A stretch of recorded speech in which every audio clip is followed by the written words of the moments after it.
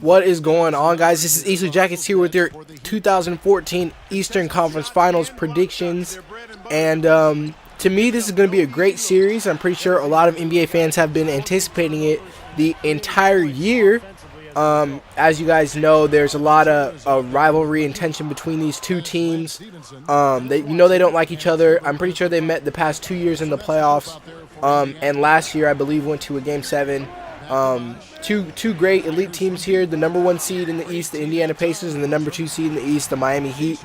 And there's always been a little bit of tension between these two teams, but specifically Lance Stephenson kind of called out Dwyane Wade before the series and said that he was gonna make his knee flare up, which was kind of a weird comment. He said that basically he needed to run Dwyane Wade until his knee started hurting. But, I mean, I'm sure he didn't wish, injury upon him, but it was still kind of awkward to bring it up. Dwyane Wade said, we got to stick to basketball. That's what we're worried about here. But on to predictions. So, personally, I'm an NBA fan. I watch the regular season. I've been watching the playoffs. I've been watching NBA for a long time. I think there is 5 key points to this series specifically. Okay, so I'm going to start number 1. I think Roy Hibbert is obviously going to be a huge factor. We saw in the first 2 rounds of the playoffs that when Hibbert struggles, the whole team kind of struggles. They need his size and they need his rebounding, especially against an undersized Miami Heat team. So number 1 and number 2 of the key factors kind of tying together, because number 2 factor is David West.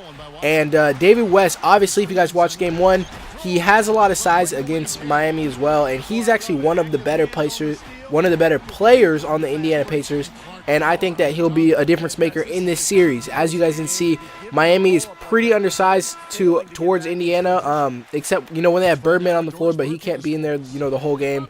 They started Shane Battier in the starting lineup. Don't really know how much that worked out for him, but a lot of people were stressing, the Heat, they're in trouble. Well, yeah, this is actually only Game 1, so you guys got to keep that in mind.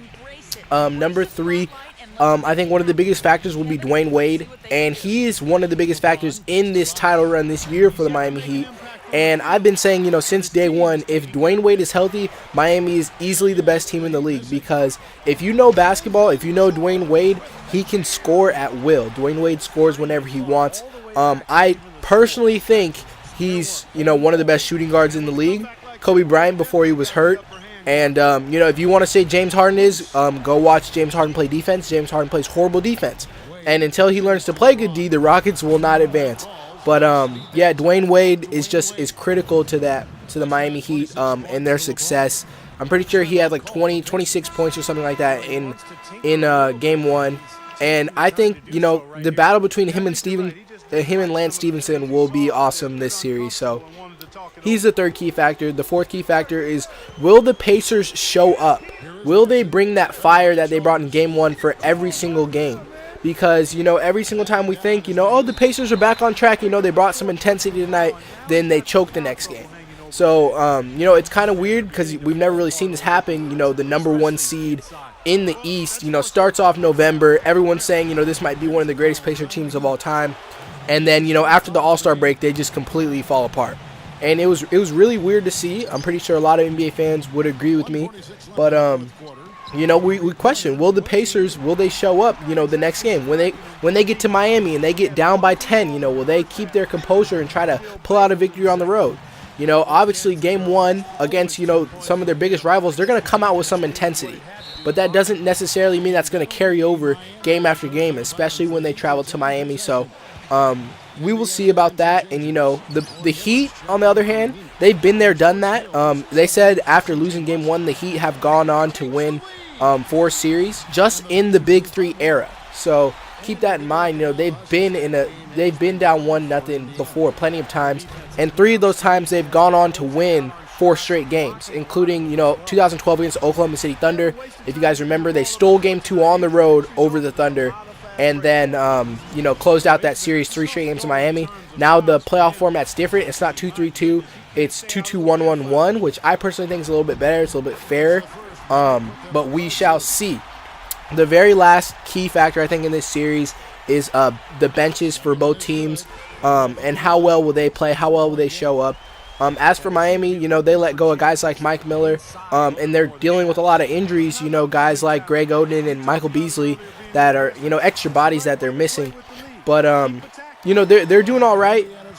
I think the benches might make a difference. You know, for Miami, the best they probably got coming off the bench is Ray Allen. You know, obviously one of the best marksmen of all time from the three-point line. Then the Pacers, you know, they got some big bodies like Mahimi, Luis Scola, and backup point guard C.J. Watson. And keep in mind, you know, the Pacers were, you know, shooting the lights out, C.J. Watson included, in game 1 from the three-point line. You know, they were shooting really, really good. But will that carry over? Will they shoot that good in every single game? We do not know. So I think the benches for both teams will come in handy because obviously, you know, LeBron's going to play a lot of minutes, but he's going to need some relief from the bench because even if LeBron scores, you know, 40 or 30 something, you know, they have to have other production.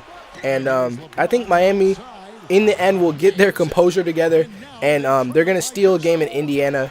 And I also think, you know, LeBron is going to have one of his signature games like he did against the Celtics in 2012, Game 6 on the road. If you guys remember, he had like 46 or 48 points.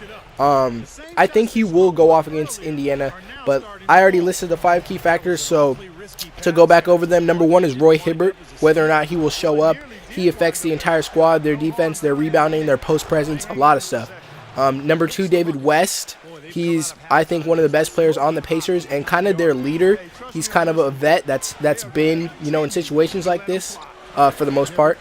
And number 3, Dwayne Wade. You know, he is the catalyst for this Heat team. If he's playing good, LeBron's playing good. And if they're both playing good, then it's a good chance that the Heat win. Number 4, will the Pacers show up in the first place? You know what I'm saying? Will they come ready to play every single game, especially when they get down in Miami? Will they keep their composure? And number 5, the last one, is the benches. So which bench will come through more for the team and, you know, be a deciding factor in who wins the basketball game. So, you know, that being said, guys, I personally have the Heat winning this in 6 games. But it might go to 7 games because the Pacers have home court advantage. Now, keep in mind, guys, I'm not a psychic. You know, if you're a Pacers fan and you think the Pacers are going to win, that's fine. Comment below and tell me what you think, why you think that. I just think that Miami is just a more experienced team. They're on a journey for the you know, the 4-peat, and a lot of people, you know, want to see Miami to lose. You know, they're tired of LeBron, you know, being an animal, which I kind of disagree with. I'm kind of rooting for LeBron. But it'll be a great series. I think a lot more interesting than the Western Conference ones. But we're just going to have to wait and see. So this gameplay right here is me beating my friend Theo. And not one of my best friends, but another Theo that I know from Oregon. And yeah, he wanted to be the Heat. I chose the Pacers. And I was pretty much trailing the whole game. Keep in mind, we're only playing on 4-minute quarters. So that's why it's not a very high-scoring game. But yeah, I came out on top, 46-51. Anyway, that's my predictions for the Eastern Conference Finals, guys. Thanks for tuning in. Be sure to subscribe. I'm going to make more videos covering the Western Conference as well as the NBA Finals itself. And also going to be starting up a new series soon, so be on the lookout for that. But until next time, guys, this is Eastwood Jackets. I appreciate your views and your attention. Subscribe, and I'm out of here.